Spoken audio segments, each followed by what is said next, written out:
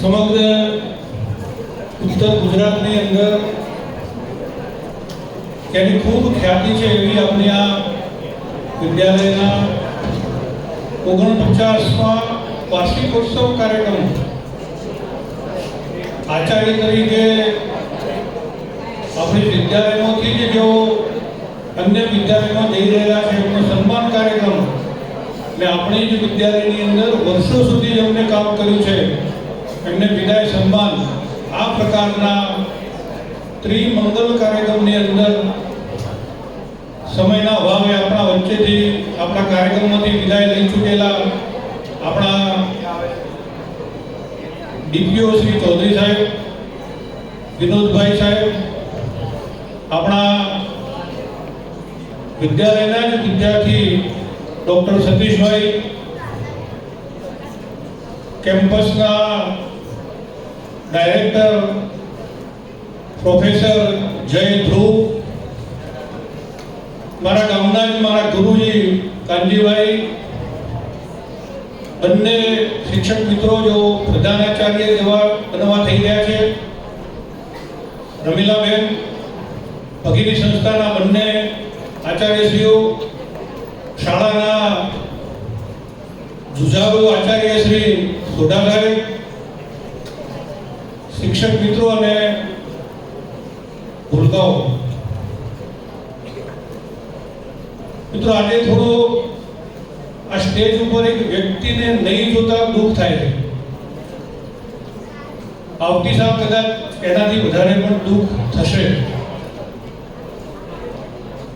આ કેમ્પસની અંદર આવતા જ જેનું સ્મરણ થાય, કારણ કે કેમ્પસની અંદર જેટલા સંસ્થાઓ બનાવેલી છે આપણી, એ બધી જ દિવાલોની અંદર રિયલની અંદર જેમને ઈંટ મૂકી છે, પાયાના પથ્થર કહેવા પૂરતા નહીં પણ જેમને ખરેખર પોતાના હાથે પકડીને એ ઇમારતની અંદર જેમને ઈંટ મૂકી છે, અને આખા ગુજરાતનું એક એવું નામ શિક્ષણવિદ એવા ડૉક્ટર જીતેન્દ્રભાઈ પંચોલીને આપણે આજે સ્ટેજ ઉપર જોઈ શક્યા નથી.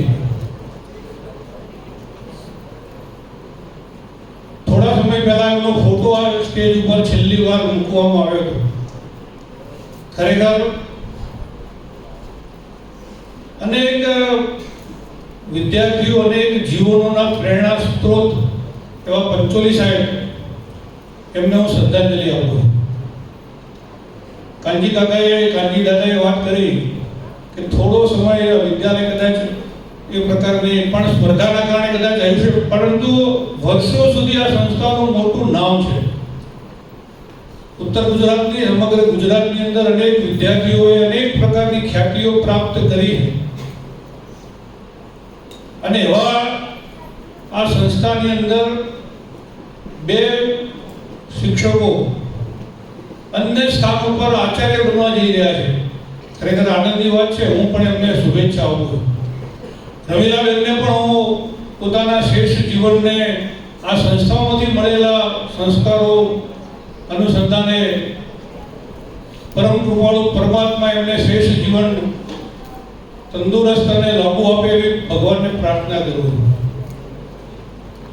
મિત્રો, જ્યારે આખા ગુજરાતના મોટા ભાગના જિલ્લાઓ અને તાલુકાઓમાં જવાનું થાય એટલે શિક્ષકોની સામે જે વાત કરવાની થાય, બાળકો તો લગભગ હોય નહીં,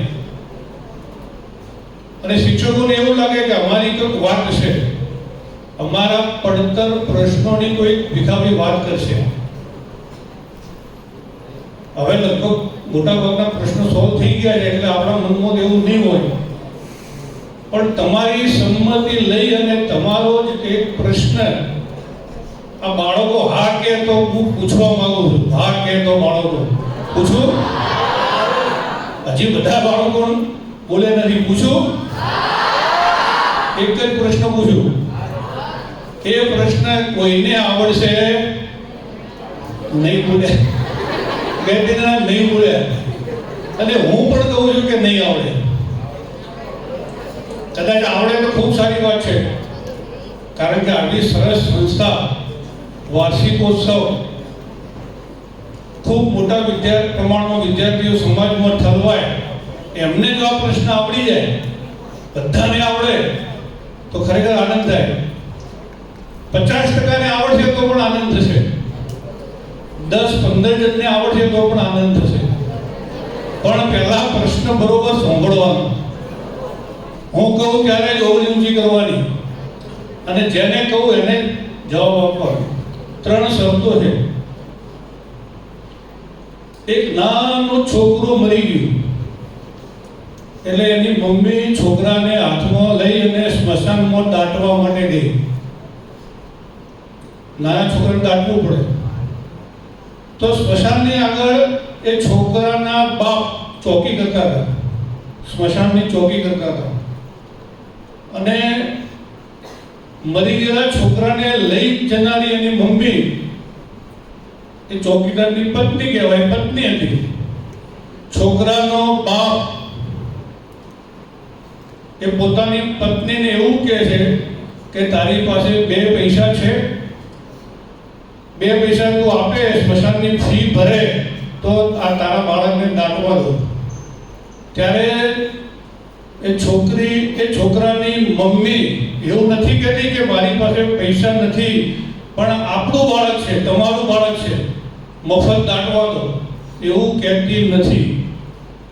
આ મરી ગયેલા છોકરો, દાટવા જતી પત્ની જે ચોકી કરે છે એની, અને છોકરાની માતા, 3 માંથી એટલું નામ આવડતું તો અવરિંચી કરી અહીં બાજુ નહીં આ બાજુ.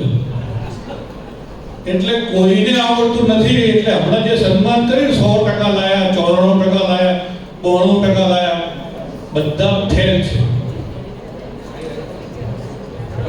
હજી એક જણના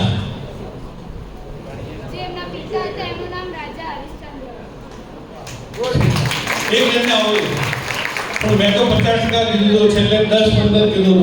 મિત્રો એટલા માટે પ્રશ્ન પૂછું છું, સમય બહુ વધારે નથી કારણ ક્યારના ઘટાયો. રોજ છાપામાં ઉદ્ઘાટન થયેલા પહેલા પડતો પુલ વાંચીએ છીએ, ઉદ્ઘાટન થયા પહેલા પુલ પડી જાય છે, રોજ વાંચીએ છીએ. રોજ વાંચીએ છાપામાં કે ડોક્ટરે પોતાના દર્દીને સુવાડી દીધો અને પથરી કાઢતા એનો કિડની કાઢી લીધી, પથરીનું ઓપરેશન કરતા કિડની કાઢી લીધી. રોજ આ સમાચાર આવે છે. એનું કારણ એટલું જ છે, આ કિડની કાઢી લેનારા ડોક્ટરો, આ ઉદ્ઘાટન પહેલા પડી જતા પુલ નિર્માણ કરનારા ઇજનેરો 100માંથી 100% લાયા છે, 100માંથી 95% લાયા છે, 90% લાયા છે. પરંતુ ઉદ્ઘાટન પહેલા પુલ પડી જાય છે, દીકરી ઉપર બાપ બળાત્કાર કરે છે, કેટલી બધી વાતો કરવાનો સમય નથી. આ 100માંથી 100% લાવ્યાનો કોઈ અર્થ ખરો? અને એટલે હું કહેતો હતો કે શિક્ષકોના પ્રશ્નો માટે લડીએ છીએ, ઝઝૂમીએ છીએ, પણ આ એક શિક્ષકનો જ પ્રશ્ન છે, આ બાળકોનો પ્રશ્ન નથી.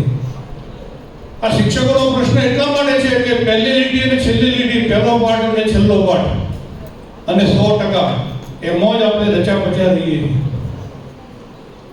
2 લીટી વચ્ચેની વાત 20 લીટીની બીજી 5 લીટી ઉમેરીને 25 લીટી કરવાની આપણી તૈયારી, અને પાઠ્યપુસ્તકમાં આપેલા 10 પાઠની જગ્યાએ 11મો પાઠ ઉમેરવાની આપણી કોઈ શિક્ષકની તૈયારી નથી હોતી, અભ્યાસ નથી હોતો, સમય નથી હોતો.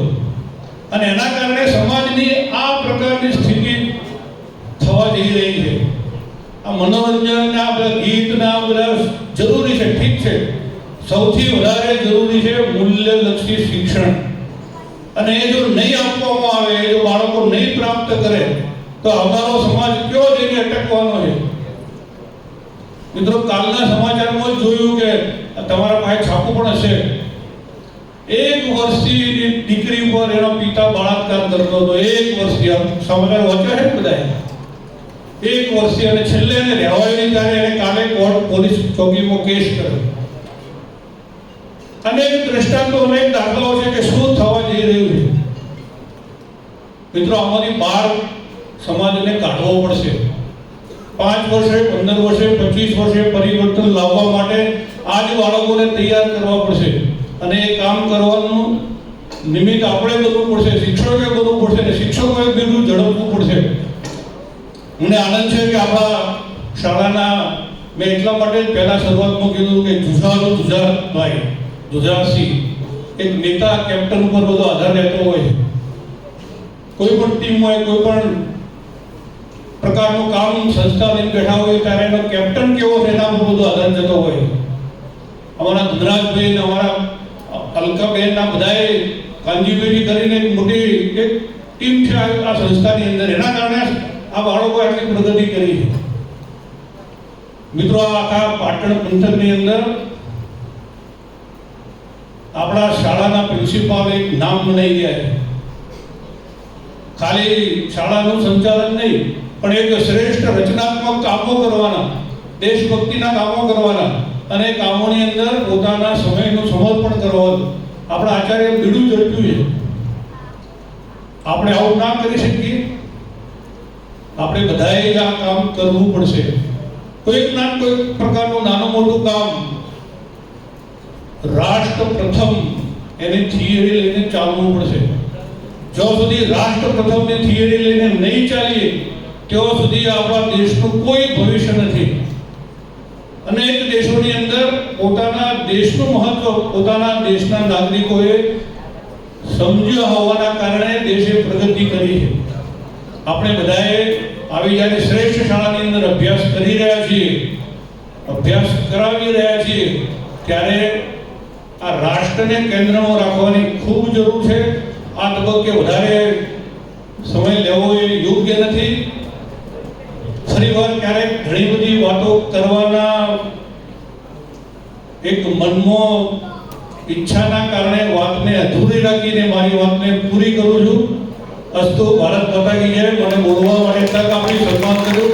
આપ સૌનો ખૂબ ખૂબ આભાર. આપનો પણ આભાર સાહેબ શ્રી. चाणक्य कहूँ है कि जो शिक्षा यह नहीं सिखाती कि राष्ट्र सर्वोपरि है वह शिक्षा व्यर्थ है. એ રાષ્ટ્ર સર્વ માટે સર્વોપરી હોવું જોઈએ, પણ પરિસ્થિતિઓને કારણે કદાચ અત્યારની બદલાયેલી શિક્ષણ પદ્ધતિઓને કારણે